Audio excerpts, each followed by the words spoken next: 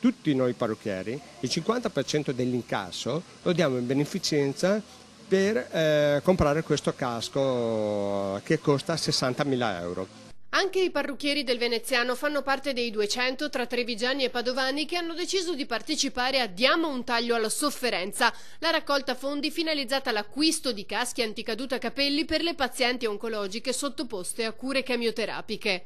È molto importante per la donna perché già fare la chemio non è piacevole.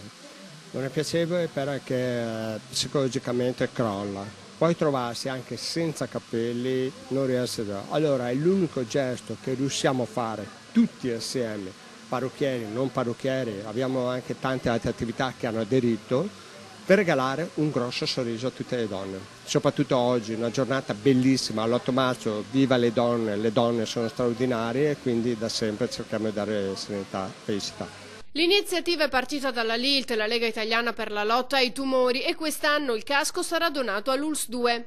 Questa possibilità che viene data alle donne è una possibilità chiaramente per far affrontare quello che è il percorso della malattia in un modo più sereno, molto più che si piacciono di più. E ricordiamoci che non è una questione del dare per il giorno, è il dare sempre. La concomitanza dell'iniziativa con l'8 marzo è altrettanto importante perché dà un significato particolare. Ricordiamo comunque che l'8 marzo non è una festa, è un ricordo di una disgrazia che ha fatto sì che abbia evoluto il pensiero nei confronti delle donne.